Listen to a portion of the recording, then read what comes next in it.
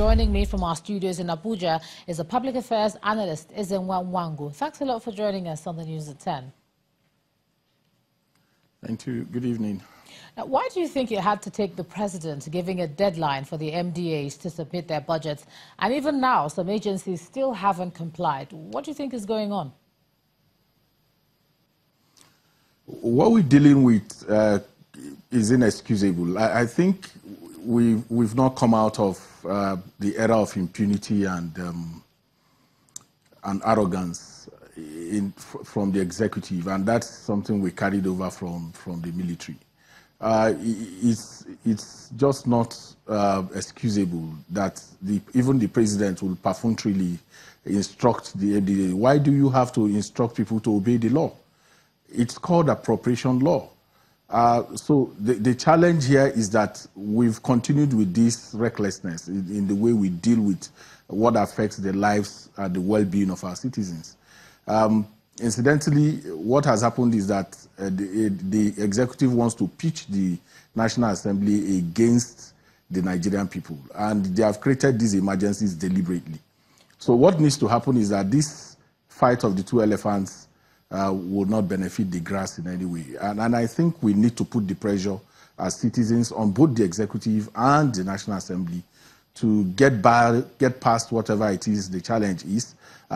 We know that the reputational challenge that the National Assembly has not put them in a good stead to be able to have the sympathy of the people. But in this particular case, where instructions have to be given for MDAs to go defend their budget is indeed an abuse of process. And I think we need to speak up on that and put the blame squarely where it should be. Do you think that's really what the executive is trying to do by giving this deadline? Because you see the Senate Committee on Primary Health giving the NHIS, for instance, up till Tuesday next week to submit their proposal as they fail to meet today's deadline. Now, is that the best way to deal with the seeming flouting of the executive's order?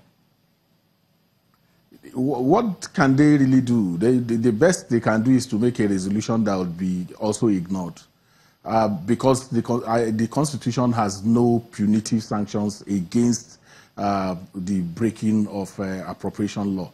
And you know that this appropriation law is just a one-year cycled kind of law. It's not a law that is in perpetuity.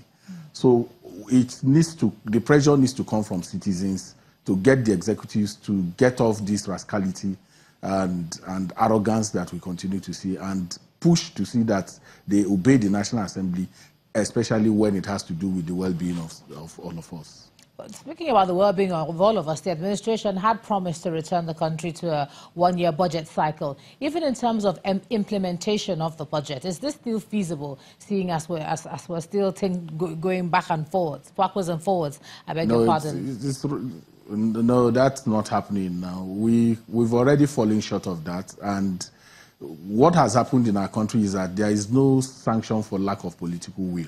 We always talk about political will, but when people derelict on that, there is no punishment for lack of political will. And we can't go back to any one-year cycle. This is the budget, according to Mr. Dogara, will be passed sometime in April, and that's 4 months. Clearly 4 months after the president has said he would want this budget passed. And the responsibility to do that was on the MDAs who, for whatever reason, and if they had any challenge in terms of perhaps underhand dealings by the National Assembly, they should have spoken up. We've seen that happen before. Nasser El-Rufai had confronted them at a point in time, openly in their own court. We've seen Arumote do the same thing with the committee that Hembe headed in the House of Representatives. So whatever the issues, it should be put on the table so that citizens can understand whether there are challenges, whether there are people who are pushing behind the scene and they don't want to do that. But they need to confront whatever it is openly.